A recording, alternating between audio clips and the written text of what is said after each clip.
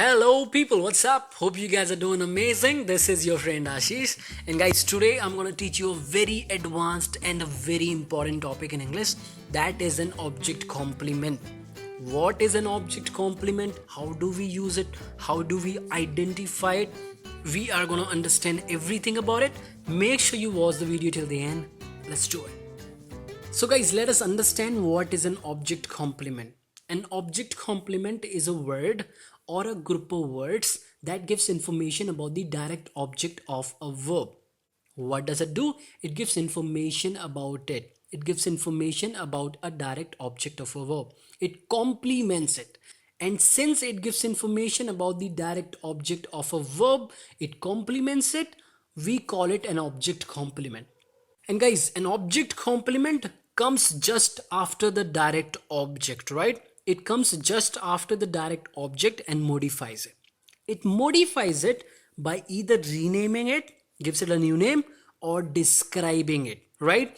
When it renames the direct object, it works as a noun or a pronoun, generally a noun. And when it describes it or tells what the object has become now, it works as an adjective. So it basically renames the object or modifies it with an adjective. Let us take some examples and understand this.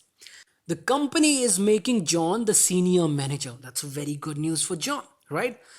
The company is the subject, is the helping verb, making is the main verb, and John is the direct object. And guys, the senior manager is our object complement.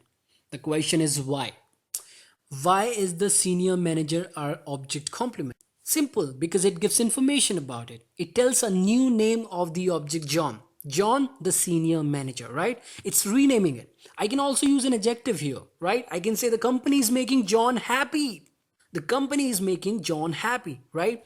So happy here is our object complement, right? Is an adjective that's modifying the object, modifying the direct object John, giving information about it, modifying it with an adjective here, right? So in the first example, the senior manager, which is a phrase, a noun phrase, working as an object complement, giving information about the object John.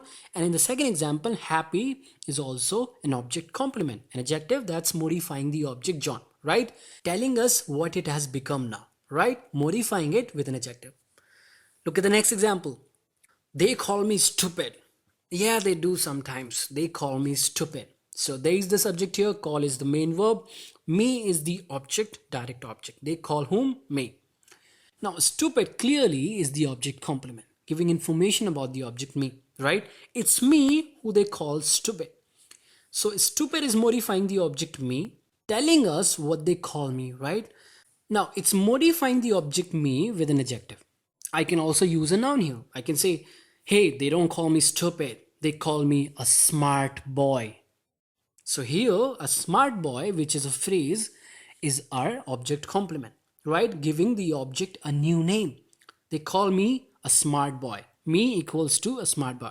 So here, a smart boy is working as an object complement, right? Let's look at the next example. I do not consider him a deserving candidate for this job. I subject, do not, helping verb, consider, main verb, him, the direct object. Now, the object complement in the sentence is a deserving candidate. I don't consider him what? You consider somebody something, right? So a deserving candidate is our object complement, giving information about the direct object him, right? Giving basically a new name to the object him. He, a deserving candidate, right? I can also use an adjective here. I can say, I don't consider him smart for this job. I don't consider him smart. So here smart is our object complement, basically an adjective that's modifying the object him, telling us what I don't consider him as, right? Smart.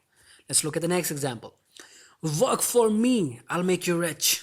Work for me, I'll make you rich. I, subject, will, helping verb, make the main verb, you, the direct object.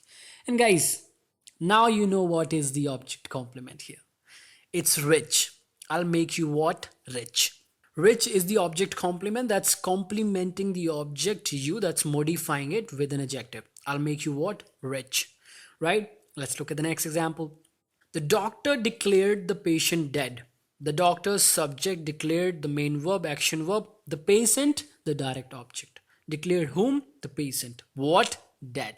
So dead is giving information about the object, the patient. Who is dead? It's the patient.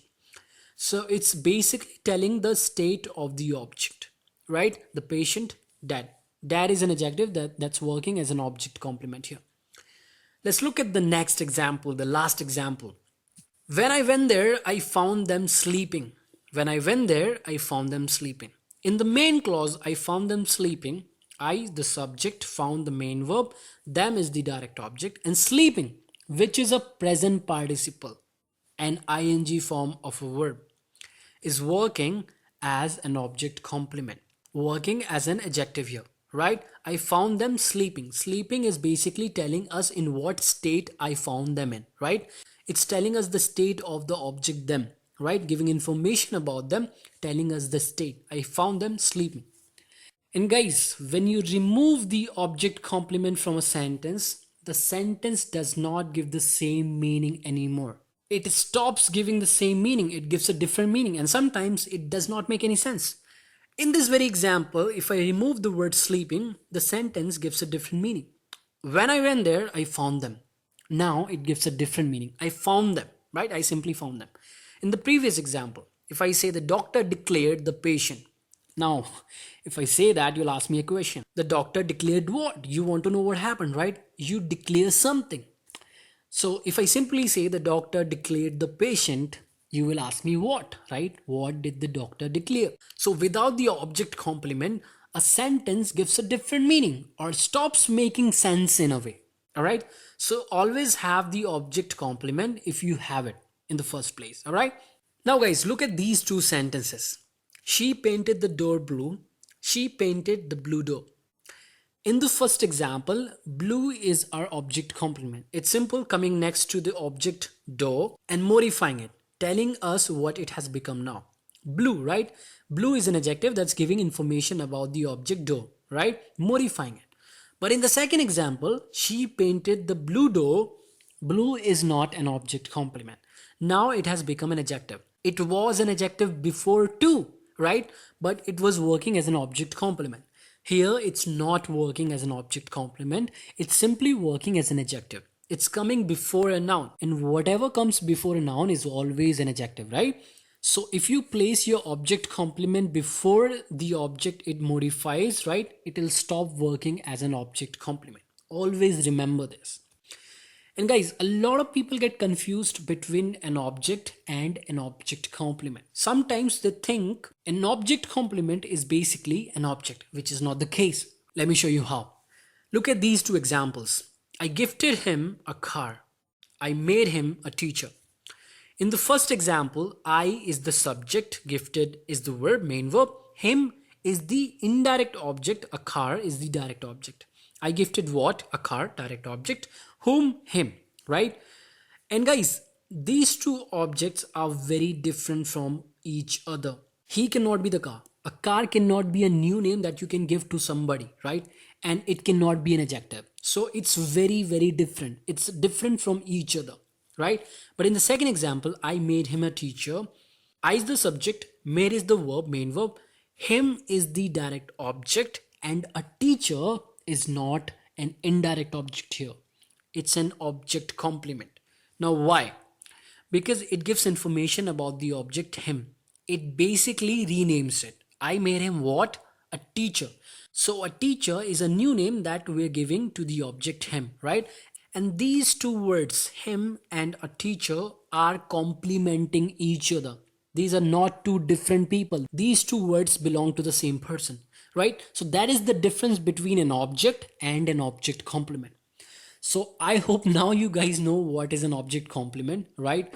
How do we use it in a sentence? How is it different from an object, right?